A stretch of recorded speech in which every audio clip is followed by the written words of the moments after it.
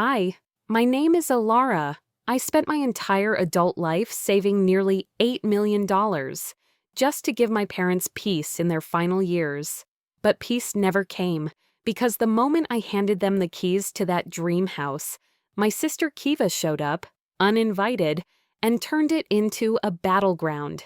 She moved in, took over, then told me I should pay her rent in a house I bought.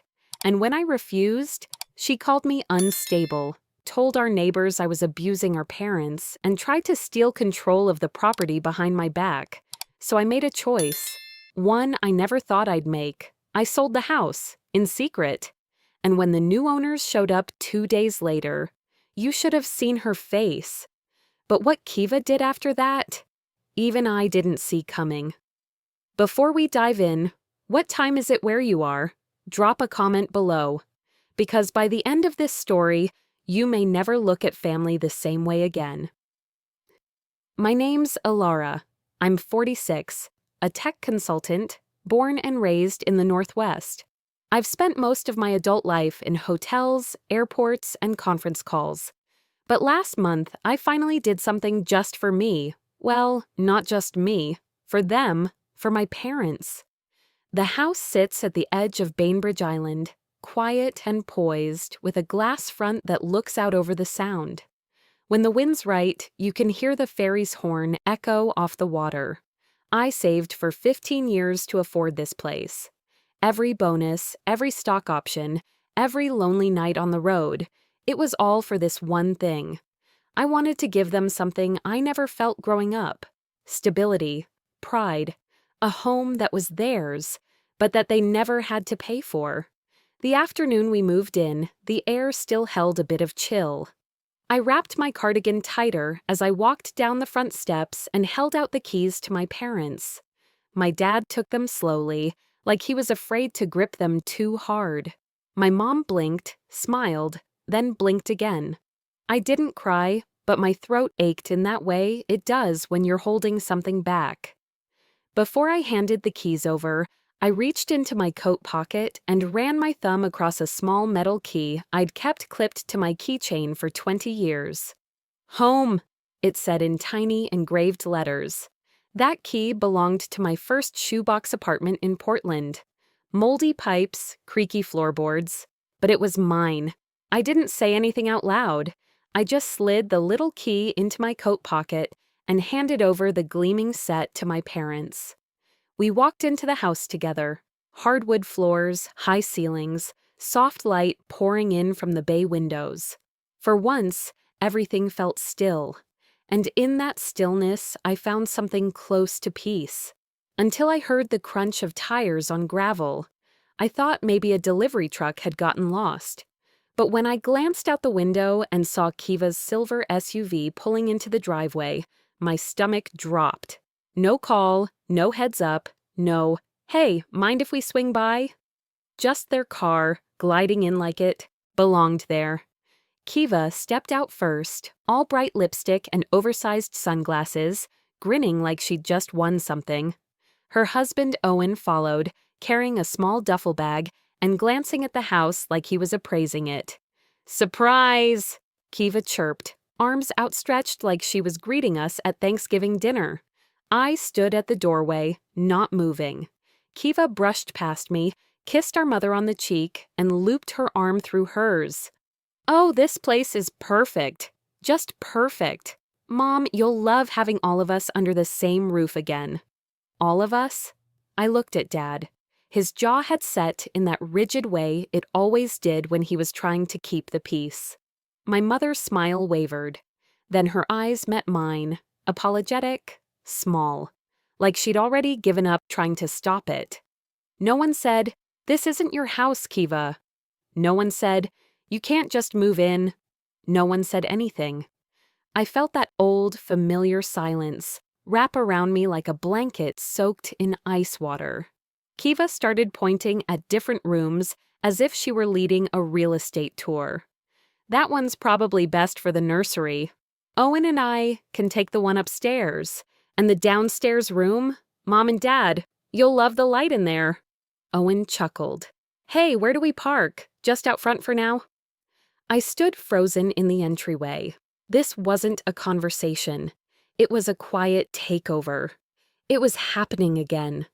Kiva had always been the favorite, not in any loud or malicious way, but the kind of favorite you can't argue against without sounding bitter. She cried prettier. She made friends easier. Her teachers called home with praise. Mine called when I missed homework. Every family vacation, I sat in the middle seat. Every photo album, I was the one half cut off. I built this house. I paid every cent. And in under 10 minutes, she'd slipped into it like it was a jacket she'd left behind years ago and just now remembered to pick up. That night, the dining room was filled with the scent of roasted chicken. I'd ordered it from a small bistro in town. Kiva insisted on helping plate everything. She rearranged the silverware like she was hosting a dinner party. "So, Alara," she said, settling into the seat across from me, "this kitchen's amazing. You think we should repaint the cabinets? Brighter colors would really open the space up." I didn't answer. She leaned back in her chair, swirling her wine. "You always were so good at choosing the practical stuff." My father cleared his throat. My mother busied herself with napkins. Owen was already asking about the Wi-Fi password. By the time we cleared the dishes, Kiva was walking the halls again, measuring with her arms, muttering about where their Peloton might go. I retreated to my room, shut the door quietly, and sat on the edge of the bed. My name was on every document, every bill, every mortgage payment. But tonight, in my own home, I felt like a guest in someone else's dream. And standing there in my own hallway, watching my sister claim what I built, I realized this wasn't the first time she took something from me, but it might be the last. I barely slept. The house made unfamiliar sounds in the dark, pipes ticking, distant footsteps that didn't belong to my parents. Sometime before dawn, I finally drifted off. When I opened my eyes again, sunlight was slanting across the wall, and voices carried up from downstairs. Not quiet voices, confident ones. The kind that sound like plans are already in motion. Kiva's laugh rose above everything else. For a second, I stayed still, listening. Drawers opening. Owen's low voice answering back. The clink of ceramic. It sounded less like guests waking up and more like people settling into routines. My routines, in my house. By the time I made it halfway down the stairs, I could see her in the kitchen, yoga pants, hair tied up, mug in hand like this was her weekday morning. Owen stood nearby, leaning against the counter while she directed him with small flicks of her wrist. "Those boxes need to go near the windows," she said. "The light's better there." Boxes, plural, all stacked against the wall, none with my handwriting on them. She didn't look at me when I stepped into the room. "Morning," my mother offered softly, as if testing whether the word was safe. Kiva glanced over her shoulder with a smile that felt practiced. "Oh, good, you're up. I was just telling Mom and Dad we should turn the sunroom into a shared family space. Morning coffee together, game nights, all of that. Shared, family, space, words she hadn't earned." My father stood by the sink, rinsing a cup that didn't need rinsing. He nodded once without meeting my eyes. My mother brushed crumbs off the counter and murmured, "She's just excited." That sentence landed in my chest the way it always had, like a soft excuse that still left a bruise. I watched Kiva lift one of the framed pictures from the box near the doorway. It was a photo from years ago, taken at a lakeside picnic. The four of us. I hadn't seen it in ages. She laughed as she held it up for Owen, her thumb resting right over my face. "Look at this," she said. I was always the organized one, even back then. Something cold slid through me. The room blurred, and suddenly I wasn't in my kitchen anymore. I was 13, standing in the school gym while Kiva accepted another award. I was 20, sitting at my birthday dinner while she held court at the table. I was 30, watching my parents nod along as she explained why my promotion was probably just timing. The picture lowered back into the box. The moment snapped shut. But the damage was already done. I cleared my throat. Kiva, you can't just decide how the rooms are used. This was never agreed on. She waved one hand lightly, like she was brushing away dust. Alara, relax. You're too rigid. This is a family home now. You bought it for all of us. All of us. The sentence was smooth, easy, and in one breath, everything I had poured into this place slipped out of sight. My parents didn't contradict her. They didn't defend me. They just stood still. For years, I told myself that patience was strength, that giving more would change the tone of things, that if I stayed calm long enough, the balance would correct itself. But watching her walk through my home like she'd been entitled to it all along, something shifted, not a burst of anger, something steadier, something sharper, clarity. Before I could speak, she handed Owen a tape measure. We'll put our things in the upstairs suite. Mom and Dad can stay downstairs. And Alara, well, she's flexible. My mother flinched. My father started to say my name, then stopped. The room felt suddenly small, tight with things that hadn't been said. I looked at the staircase, at the kitchen I designed, at the front door I had opened for the wrong people. And for the first time since signing the papers, I didn't feel proud. I felt alert. I looked at Kiva standing there in my hallway, claiming what I built, and a quiet certainty rose in me. I needed a plan, and it had to start today. I didn't expect the plan to begin with something so small, but there it was, taped neatly to the refrigerator when I walked into the kitchen that afternoon, trying to clear my head. It looked harmless at first, colored markers, labeled days of the week, a tidy little grid, but the longer I stared, the more it warped into something else entirely. Kiva's handwriting was all over it, each letter precise, bold, like she'd drawn a map and declared it law. Family meal coordination, the top of the paper read. Under Monday through Sunday, I saw my name over and over. Meal prep, grocery run, laundry rotation, household coordination, whatever that meant. Kiva and Owen? They had one shared block each, vague things like flexible as needed. My parents had a soft bubble drawn around their names with a note. Rest and enjoy. I stood there for several long seconds, breathing through the disbelief. Not once had anyone asked me. Not a conversation, not a question. Just a mandate. My home, my fridge, my time. All scheduled by someone else. I took the paper off the fridge and walked into the living room where my parents were watching some nature show, eyes glazed over, half listening. Did you see this? I asked, holding it up. My mother turned, squinting slightly. Oh, she mentioned something about it this morning. She said she was just trying to help organize things, my dad added, voice calm, a little too practiced. I waited. My mother offered a smile that didn't reach her eyes. Maybe it's temporary? But the way she folded her hands said otherwise.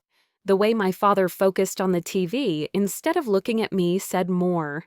They were tired, not from age, but from Kiva. From her energy, her decisiveness, her ability to take over a room with charm and noise. They'd been outpaced by her since we were kids. I used to think I could keep up. I used to think if I gave a little more, stayed a little quieter, I'd earn a seat at the same table. Now, I wasn't sure I even had a chair. I walked back to the kitchen and set the paper down just as my phone buzzed on the counter. It was a text from a neighbor, Mrs. Feldman, from 3 houses down. Kind, sharp-eyed, always bringing over muffins she claimed were store-bought, but clearly weren't. Her message was short. Hey, Alara, is everything okay? Saw this on the Bainbridge Circle group. She'd attached a screenshot. My heart dropped as I read Kiva's post. Moving into my sister's place. It's huge. Honestly, we'll help her keep it running since she struggles with balance and upkeep. Family steps in when someone's overwhelmed. Overwhelmed. I stared at the word, blinking like maybe it would shift, soften, become less cruel. It didn't. That wasn't a typo. That was intentional. My jaw tightened as I scrolled back up and read it again. Kiva had taken my house, my effort, my sacrifice, and turned it into a charity case. Worse, she had done it publicly. She'd rewritten the story for the entire neighborhood. And now, Mrs. Feldman thought I was struggling. Maybe others did too. Humiliation rushed in, swift and hot. I sat down at the table, phone still in hand. My pulse thudded in my throat. Kiva had always been good with stories, twisting them just enough to make herself the hero. It wasn't new. When we were kids, she told everyone I broke Mom's favorite vase, even though it was her. In college, she told relatives I barely scraped by when I was carrying a double major. Even after I bought this house, she told friends it was a lucky stock tip that paid off, not the result of 2 decades of relentless work. And now, she was at it again, here in this community where I'd spent years building trust. She was turning me into the fragile sister, the one who needed saving. But I wasn't fragile. I wasn't overwhelmed. I was angry. And anger was finally clarifying. That night, I walked through the house with new eyes. Not as someone holding on, but as someone watching, learning. I started noting patterns. Kiva left her bags near the stairs. Not unpacked, not temporary, staked. She gravitated toward the sunroom and upstairs suite. Her things, scarves, yoga mats, shoes, were spreading. She always spoke louder when our parents were nearby, always framed things as group ideas. We should do this. Let's make this space warmer. She used we a lot, and always on her terms. Owen didn't say much, but he followed her cues. He measured things when asked, nodded along. He was an accomplice, silent and precise. At dinner, I saw the way my mother leaned toward Kiva when she laughed. I saw my father retreating more into silence. They were slipping into old grooves, ones where Kiva led and I absorbed. But something had shifted in me. I wasn't absorbing anymore. That evening, after the dishes were done and everyone disappeared into their corners, I walked quietly up the stairs to my room. I was halfway down the hallway when I heard her voice through the cracked door of the upstairs suite. "She won't push back," Kiva was saying. "She never does. She's always been the fragile one." The words hit, but not like before. They didn't break me. They settled somewhere deeper and built something new. Kiva believed she'd already won, that my quiet meant weakness, that her script was the only one anyone would follow. But she was wrong. My silence wasn't surrender. It was observation, preparation. And that night, while the house slept, I found the first crack in her entire plan. Something so small she never imagined I would notice. It began with an envelope I almost missed, half tucked beneath the edge of the hallway drawer, the corner barely visible, as if it had been shoved in without care, or hidden. I only found it because I'd gone looking for the screwdriver I kept in the junk drawer, hoping the small act of fixing a loose cabinet hinge would quiet my thoughts. The envelope had my name on it, but the handwriting wasn't my parents'. Neat, overly rounded letters I didn't recognize immediately. But something about the curves was familiar. I flipped it over, examining the return address, Bainbridge Island Property Management. They don't send me mail, not directly, not unless I request something. My pulse slowed as I carried it upstairs, the envelope warm from my hand. Sitting on the edge of my bed, I slid a finger under the seal. Inside was a single sheet, a notice confirming the upcoming HOA review for the property. At first glance, it looked routine, but halfway down the page, my stomach flipped. Listed under Primary Household Liaison was Kiva's name, first and last, printed clean and confident. And then, below that, a digital signature line. Mine, my full legal name. Written in a style that wasn't mine, but close enough to fool someone who didn't know better. The R in Alara tilted slightly wrong, the S too wide. My signature, but off, just enough. I stared at it for a long time. Kiva hadn't just taken space in my home. She'd begun speaking for it. For me.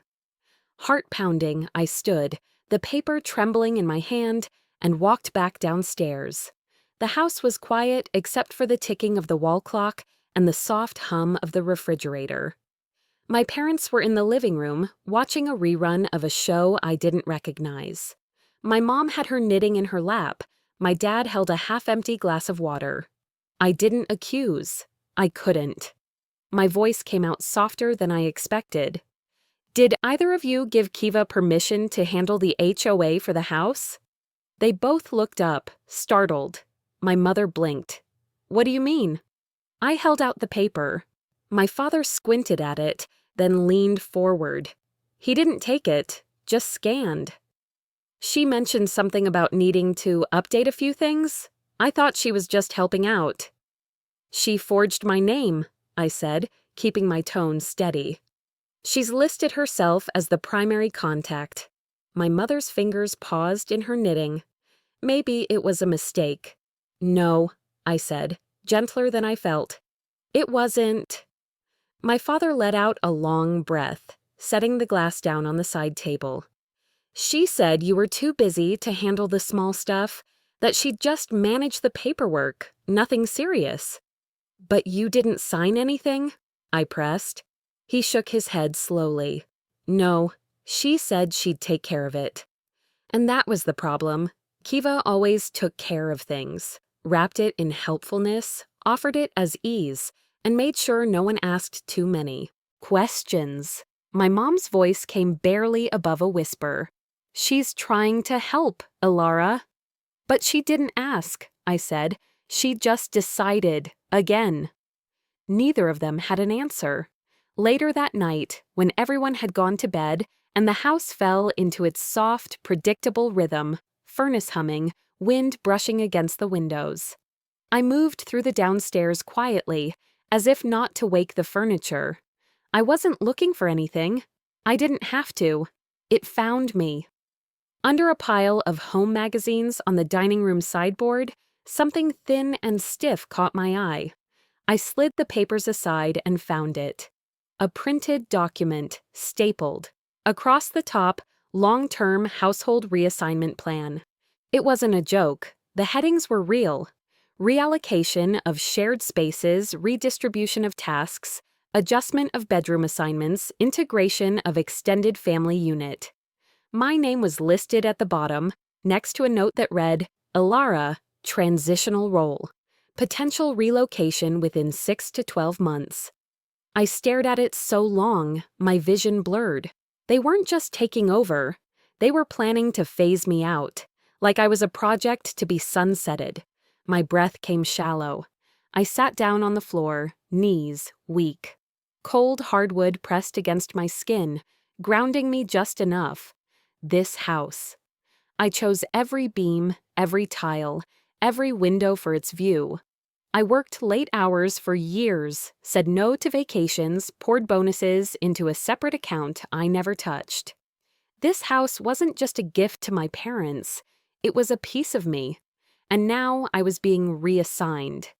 I didn't cry, not because it didn't hurt, but because the pain had edged into something sharper, something clearer. Over the next 24 hours, I saw it everywhere. Kiva's shampoo in the main bathroom, Owen's tools spread on the porch, my mother complimenting Kiva on organizing the spice rack, my father nodding as she explained the benefits of rotating meal plans. Her voice had filled the house. Her presence had shifted the center of gravity. My home had become a place I floated inside, not grounded, not seen. And the worst part? She was good at it. Charming, helpful. She spoke like a savior, moved like she belonged, and always made sure I looked like the unstable one. Alara's always overwhelmed. She means well. She's intense. They didn't hear it the way I did. They never had. That night, I didn't speak. I didn't argue. I watched, listened. And when the house grew still and I lay in bed, unable to sleep, I felt something inside me settle. Not peace, but understanding. My parents wouldn't protect me. They'd never had the tools. They loved me, yes. But it was a love that folded under tension. A love that couldn't bear sharp edges. Kiva had always filled the room, and they let her because it was easier. If I wanted boundaries, I'd have to draw them in stone. If I wanted space, I'd have to carve it out myself. Somewhere near 3 a.m., I got up, went to the kitchen for water, and paused halfway down the stairs. Her voice carried, "Kiva, on the phone." "She won't last. She's already cracking," she whispered, a smile curling through her words. "Once she's out, we can settle in long term. Owen loves the place." My hand clenched the banister. She wasn't hoping I'd leave. She was counting on it. And that's when I knew this wasn't about family. It wasn't about helping. It was about claiming. Because that morning, for the first time, I realized I wasn't just going to protect my home. I was going to take back the narrative she thought she owned. The morning sunlight poured through the kitchen window like it didn't know the house was splitting at its seams. While everyone else was still drinking coffee and moving slowly, my phone buzzed with a name I hadn't seen in months. Hayes Morton, the property attorney I'd spoken with before I closed on the house, before any of this chaos had taken root. I slipped outside onto the back deck to take the call, the cool air brushing my skin like a reset button. It was quiet out there, no Kiva, no opinions, just the sound of wind through the trees.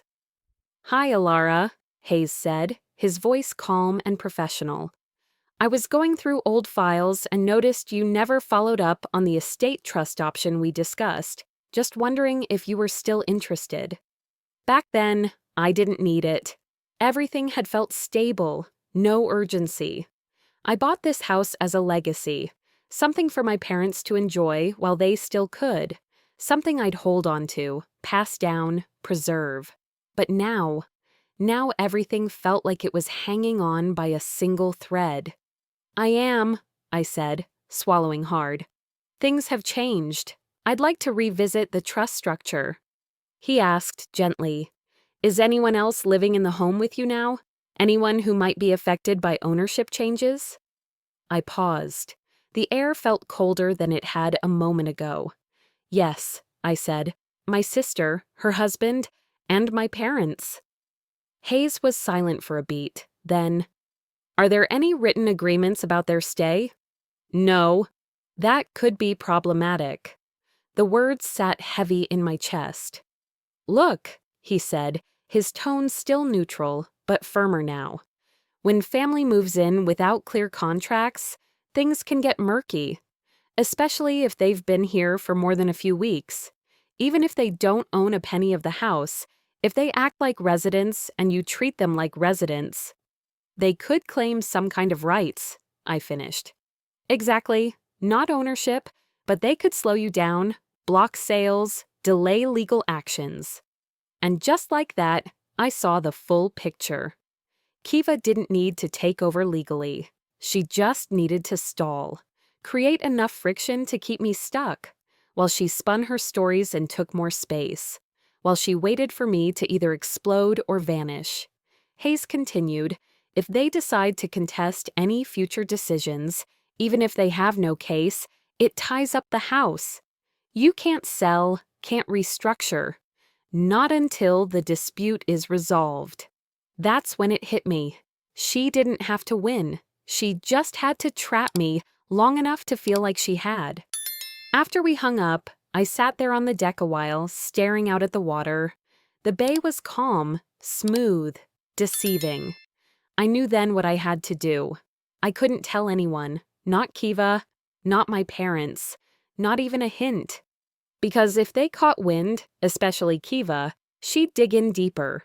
She'd find a way to sabotage it, turn my attempt to protect myself into proof that I was paranoid, unstable, controlling. I walked back inside. She was in the living room with my parents, perched on the arm of the couch like it belonged to her. She was talking softly, but with that tone, like she was the only one who truly understood how things should be. "We need to consolidate the storage," she said, smiling. "There's so much space being wasted. I think Alara's room could use a little reworking too, just to maximize flow." I stopped in the doorway, her voice curled around my name, like it was a stray item she'd found in a closet. "My room stays as it is," I said, firm but calm. She blinked at me, her smile flickering. "Alara, we're all living here now. Everything should be open, shared. You can't wall yourself off." Shared. That word again. Her favorite. She made it sound generous. But I knew what it meant. Erasure with a ribbon tied on top. My mother looked down at her hands. My father shifted his weight, said nothing. Their silence wrapped around me like static. Not support, not resistance, just absence. Later, I stood in the hallway. I heard my name through the walls, not shouted, just slipped into quiet sentences like a subtle insult no one thinks you'll hear. "Alara's always been a bit delicate," Kiva said. "Too sensitive," my mother murmured.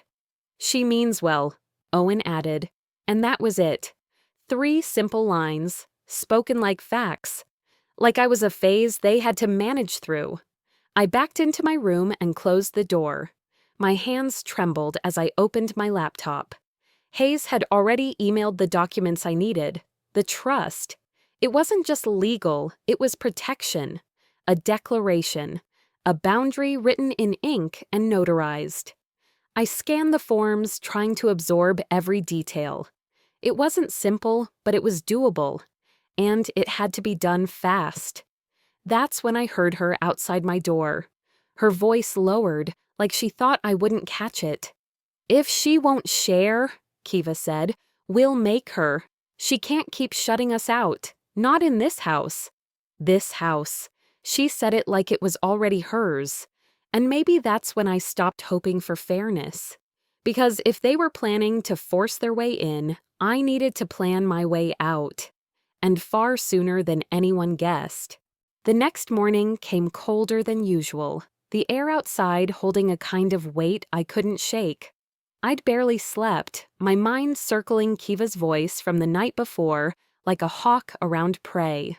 I woke up earlier than normal, before the first coffee brewed, before anyone else stirred, or so I thought.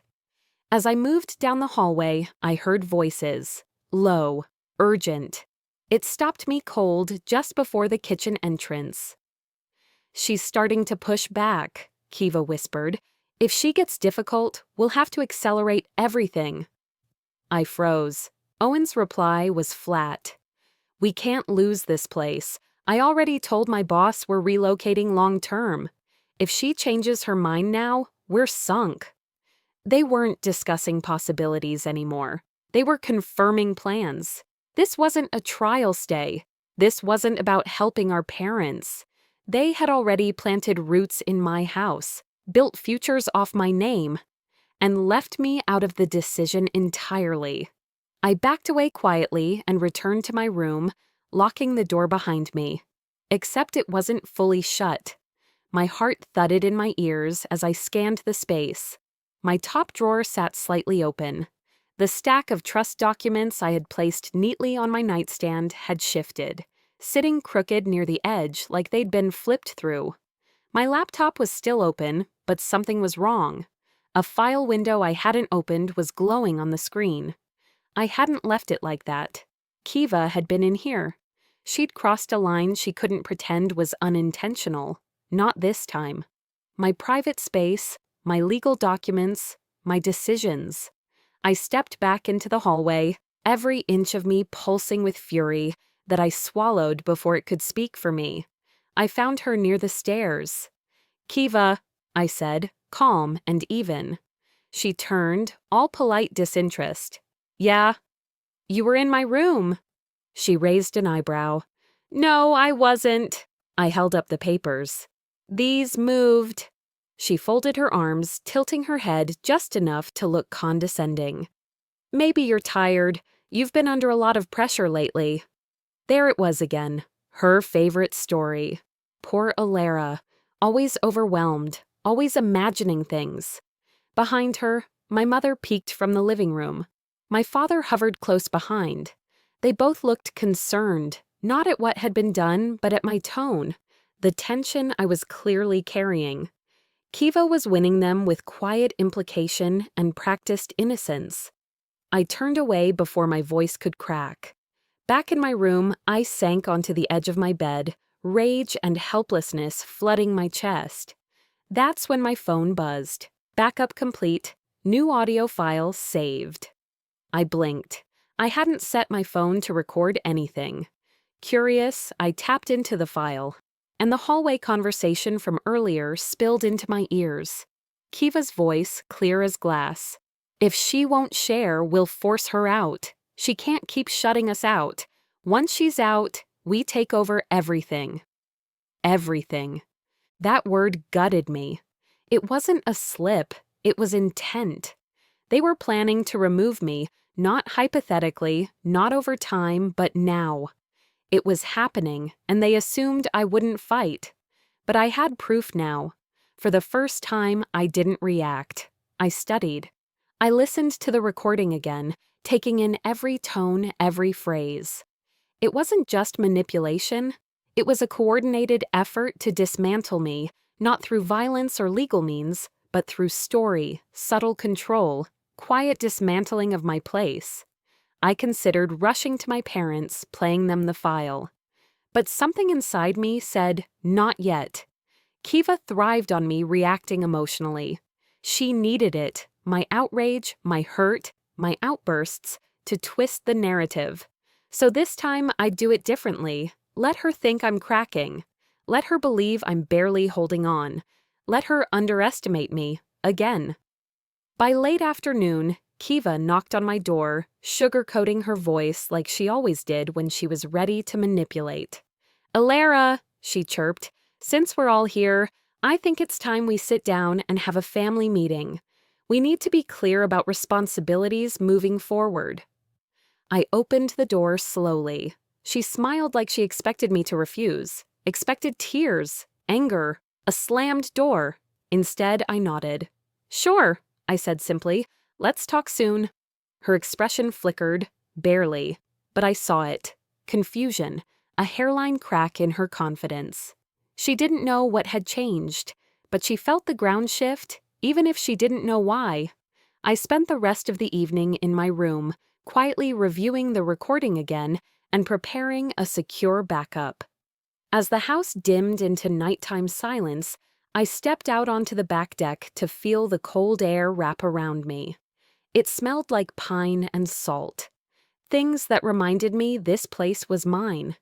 Not just the structure, but the peace it once held. The dream I'd built for my parents. The safety I'd poured my savings and spirit into. And they were trying to turn it into something else. Kiva wasn't just overstepping. She was orchestrating, leading. And now I had something she didn't know I had. Her voice, her intent, her entire game plan. I stared through the glass windows, the ones that used to make me feel so proud, and realized something that stung as deeply as it awakened me. If I wanted to protect this house, protect them, protect myself, I couldn't let another day pass in silence. Because the next morning, Kiva made her boldest move yet. And she had no idea I was finally ready for her. She made her move just after 11. I walked into the living room to find Kiva already planted at the center of it like a corporate takeover. She stood tall, 1 foot forward, stack of folders in hand, smiling like she'd been waiting for this moment her whole life. My parents were perched on opposite ends of the couch, each holding a mug of tea they weren't drinking, the silence around them brittle as glass. Kiva cleared her throat. We need structure, she said, for everyone's sake, especially with the long-term living arrangements. That word, long-term, slid out of her mouth like a sealed deal. She laid the folders on the coffee table and handed each of us a neatly bound packet. The front page read, Household Operations and Financial Expectations. Typed, formatted, stapled. I flipped through mine slowly. Each page was worse than the last. There was a weekly chore chart, a room usage grid, an outline for shared monthly costs. Then I hit the final page and froze. It was a table labeled Rent Adjustment Based on Income Tier. Next to my name, Ilara, Tier 3, responsible for majority share. I looked up. Kiva was already watching me, smiling, composed, waiting for the blow to land. With your income, she said, as if she were reading from a script, it only makes sense that you carry more of the financial weight. It's fair. Fair. A word weaponized so often in families like mine, it should come with a warning label. My mother didn't look up from her packet. My father exhaled but said nothing. Kiva turned to them next, carefully, gently. This is a good thing, she said. It gives us clarity. Ilara's always been strong. She can handle it. She wrapped her manipulation in compliments, used my own strengths like leverage. And they started nodding, not because they agreed, but because they didn't know how not to. It was subtle, controlled, a slow suffocation under the guise of order. Kiva expected me to blow up, raise my voice, storm out. Instead, I said, "Thanks for your input. I'll take a look." Her smile flickered, just for a second. Barely a glitch. But I saw it. Control only works when your opponent behaves predictably. And I wasn't playing that part anymore. She pressed further. "Ilara," she said, louder this time like a supervisor correcting a junior staffer. "We also need to talk about access. If we're contributing, it's only reasonable we have full access to common areas and any unused rooms." Unused rooms. She meant my office, my locked filing space, the storage closet with documents she didn't know I'd already protected. My parents both looked up, finally sensing the edge in her words, sensing what she really meant. And then she added, all too smoothly, "If Ilara won't share space willingly, we'll need to implement some transparency measures." Transparency. From the same woman who rifled through my personal papers while I slept. My jaw tightened, but I didn't move. That's when my mother, quietly, finally spoke. "Maybe. That's too much, Kiva." Her voice was soft, hesitant, but it cracked through the room like thunder. Kiva froze, eyes still smiling, but her posture stiffened. She tilted her head just enough to look confused, or insulted. Owen shifted in his chair. He was starting to look uncomfortable too, like maybe he didn't sign up for this part. Kiva regrouped fast. "Well," she said, clapping once, "let's vote then. Majority rules." She said it so confidently, so sure she had already won. "All in favor of implementing the new household plan?" My parents raised their hands slowly. Kiva turned to me, the corners of her lips curling upward. "And you?" I met her gaze. "No." She blinked, just once. The moment stretched, then she stepped forward, lowering her voice so only I could hear. "You don't get to say no anymore," she said, voice like ice. "You owe us stability. You owe them care. And you will not ruin what we've built just because you're having some emotional spiral." And there it was. No charm, no diplomacy, just control. Cold and unmasked. But what she didn't know was that I was done breaking. I was done pleading, explaining, waiting for someone else to see the truth. I saw it now. So I didn't argue. I didn't fight. I let her words hang between us like fog. Let her think she'd delivered the final blow. By evening, the house was quiet again. The household plans Kiva had printed sat stacked on the kitchen counter, untouched.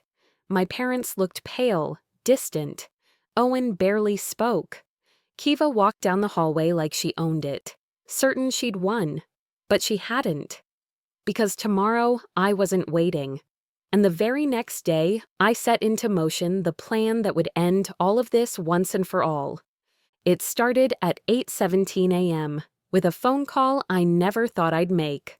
I stood in the back hallway, where the walls still held the scent of morning rain coming through the cracked window, and dialed Ethan Keller, a broker I'd worked with years ago, back when I was still planning a different life.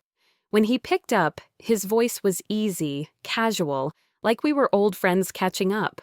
But I didn't waste time. "I need the house listed," I said. "Today, quietly." He paused. "Listed? You mean the place on Bainbridge?" "Yes," I said. "No open house, no signs, no ads, just private buyers." There was another pause, longer this time. "Alara," he said carefully, "are you sure?" I looked toward the kitchen, where the morning stillness masked too many broken things. I've never been more sure. By 10:30, I was in his office downtown. Driving across the ferry that morning, something in me shifted. Not relief exactly, not yet. But there was a stillness in my chest, a focus. I didn't cry. I didn't replay the confrontation from the night before. I just moved forward. The building was quiet, tucked between a flower shop and a lawyer's office, the kind of place you'd miss if you weren't looking. Ethan was already waiting at the front desk, papers in hand, eyebrows slightly raised. "You look resolved," he said. I smiled faintly. "I feel like a person again." He walked me to his glass-walled office and closed the door. The stack of listing documents sat ready on the desk. He slid them toward me and said, "You're the sole owner on record. Nobody else has any legal standing here." My fingers touched the top page. Then he added, carefully, "But, just so you know, someone's been calling the county office. A woman named Kiva. She's been asking about deed amendments, inquiring if there's any way to add another name to the title." I didn't flinch, but my heart stilled. Of course. She hadn't just wanted space. She wanted ownership, control, legitimacy. That was why she'd pushed so hard, why she'd forced meetings, moved into every corner of the house like it was hers to shape. She had been trying to plant her name next to mine and bury mine in the process. I didn't say a word, just signed. Line after line, initials, dates, agreements. The only moment I hesitated was when I reached the section about current occupants. I had to confirm that I understood selling would mean informing anyone living there or facing the legal consequences of not doing so. But they weren't tenants. They were intruders. And I had let them in. By the time I left Ethan's office, the house was officially listed for private sale. Offers were already expected by that evening. Bainbridge properties didn't last long. Not ones with that much square footage and ocean light pouring into every room. Before heading back to the ferry, I made one stop. It was a quiet neighborhood on the north end of the island, where the senior cottage community sat just beyond a small grove of maple trees. Each home was single-level, with ramps, grab rails, and flower beds carefully kept by staff. I parked, walked through the gravel path, and stood in front of one with soft yellow siding and wide bay windows. It wasn't extravagant, but it was peaceful, gentle, kind. My parents could breathe here. I signed a temporary reservation agreement for them under my name. I'd cover the deposit, set up utilities, arrange movers. It wouldn't undo the hurt, but it would give them space to heal. I pulled into my driveway just after 3, feeling the weight of the day settling into my bones. I hadn't eaten, I hadn't stopped, but I didn't care. Kiva's car was already there. I wasn't surprised. The front door was cracked open. Voices floated down the hallway, not yelling, but heated, tense. I walked in, and she was waiting for me before I could hang up my coat. "Where the hell have you been?" she snapped. "I've been calling all day." I took a slow breath. I had things to handle. She stepped closer. Her tone sharpened. "You don't get to disappear when there are household decisions pending. We voted, Alara." "We?" I repeated. My voice was even, but inside I felt a shift, like the final bolt clicking into place. She waved her ridiculous packet in my face. "We're implementing everything starting today. You need to move your office and transfer the expense funds by Friday." I looked at her, really looked, and felt something strange. Nothing. No fear, no confusion, just quiet, cold distance. "You won't be living here much longer," I said. She blinked. "What's that supposed to mean?" I didn't answer. I stepped into the kitchen, took my house keys from the hook, and placed them on the counter. "I sold the property this morning." Silence fell like glass shattering in slow motion. My mother gasped. My father stood, gripping the armrest. Kiva stared at me, mouth parted. "No, you didn't." I met her eyes. "The buyers take possession in 48 hours. She lunged forward. "You can't do that. You can't sell my home." "It was never your home," I said, "and it stopped being mine the day you decided I didn't deserve peace in it." Her rage erupted. "You think you can just push us out? You're destroying our family." She turned to my parents. "You're really going along with this? She's insane." But they didn't move. I walked to the side table and handed them a sealed folder. Inside, the reservation documents for the cottage, directions, details, hope. "We're leaving," I said softly. "All three of us." My mother's hands trembled as she opened it. My father wiped his eyes. Kiva screamed. By sunset, she had barricaded herself in my old office, frantically making calls, lawyers, cousins, anyone she thought could intervene. Her voice echoed through the arse, vents, sharp and wild, like a storm circling itself. But it was done. The contracts were signed. The house, my house, was no longer hers to occupy. And tomorrow the buyers would arrive. But when the new owners knocked on the door the next morning, what Kiva did next stunned even me. She stormed into the foyer like a tornado in silk pajamas, hair unbrushed, eyes wide, clutching a single sheet of paper like it could stop time. "Wait!" Kiva shouted. "You can't let them in. This changes everything." She held the page above her head like a courtroom exhibit. I could already see it trembling between her fingers before she slapped it onto the hallway table. "It's an amendment request. I filed it yesterday. This proves I have legal rights to the property." I stepped closer, looked down at it. It wasn't even close to what she claimed. Blank fields. No signature, no date, no official seal, no sign anyone at the county had touched it, let alone processed it. It was a downloaded form, probably printed last night in the middle of her spiral. She tried to pull it back when she realized I wasn't reacting the way she'd expected. But it was too late. My parents had seen it too. My father squinted at the paper. My mother leaned in without touching it. "You printed this yourself," I said calmly. "There's nothing legal about it." Kiva's mouth opened, then closed again. Her lips moved, searching for a new lie, something fresh. But before she could speak again, a knock came from the front door. Everyone froze. The knock echoed once more, measured, light. But it might as well have been a cannon. Kiva stood like a statue. My father walked to the door slowly, breath catching in his throat, and opened it. Two buyers stood there, a couple in their 40s, both smiling, both holding binders and clipboards. Well-dressed, respectful, professional. "Good morning," the man said. "We're here for the walkthrough and to collect the keys." Kiva stepped in front of the doorway before I could speak. "No," she said sharply. "You're not coming in. This is our home. There's been a mistake." Her voice cracked halfway through. Not from authority, from panic.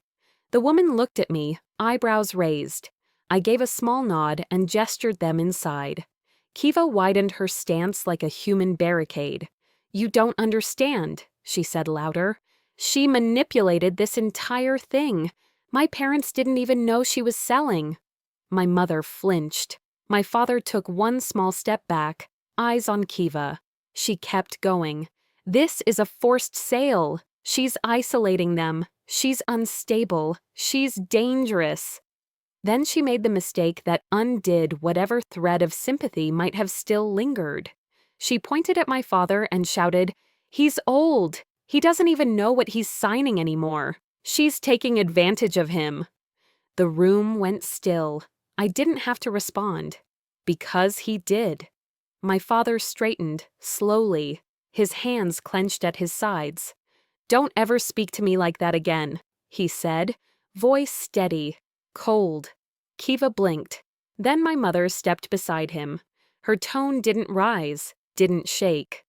"Kiva," she said, "enough." Just that.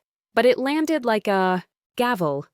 Kiva looked at them, searching, pleading, waiting for someone to break, to fold, to come to her defense. No one did. For the first time, not a single person in that room was under her spell.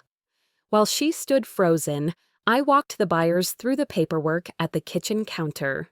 They glanced back toward her a few times, unsure, uneasy, but they didn't ask questions. 10 signatures, a dozen initials, one drop of a key into an open palm. And it was over. That house, my home, no longer belonged to me. Or to her. It belonged to the people who had earned it, paid for it, respected it. Kiva stood by the window, arms limp at her sides, staring at the last remnants of a world she thought she controlled. As the buyers stepped away to look around, she suddenly turned to me. Her voice softened. "Alara, please, don't do this. We'll be homeless." There it was. The voice from our childhood, the one she used when she wanted my share of candy. My bike, my silence. I didn't raise my voice. I didn't gloat. "You had a home," I said. "You chose to abuse it." Her face twisted. Part fury, part fear, part disbelief that it was really happening. I turned to my parents. "Let's go." They didn't need to pack much. I'd arranged movers. Boxes were already waiting. We left together. She didn't follow us out. The ride to the new cottage was quiet. No shouting, no accusations, just stillness. As we pulled into the small community, my mother reached for my hand and whispered, "It feels safe." My throat tightened, but I didn't cry. We walked together toward the front porch. The air smelled of pine and fresh mulch. The cottages were modest but inviting. My father paused on the steps. His eyes dropped to the welcome mat, a soft beige design with a leaf pattern. It looked just like the old placemats I used years ago, the ones Kiva rolled her eyes at and pushed aside like they weren't worth her time. He noticed too. "Funny," he said, pointing at it. Then he looked at me. "You did right, for all of us." Not an apology, not a thank you. Something stronger, something I hadn't felt in years. Recognition. That night, they settled into their new rooms. I sat outside on the small wooden porch, a cup of tea in my hands. No raised voices, no demands, no whispers behind doors. Just peace. The bruises from it all are still there. The hurt doesn't vanish overnight. But for the first time in a long time, I feel like my life belongs to me again. And this time, no one, no matter how charming, how broken, how entitled, will walk through my door unless I invite them in.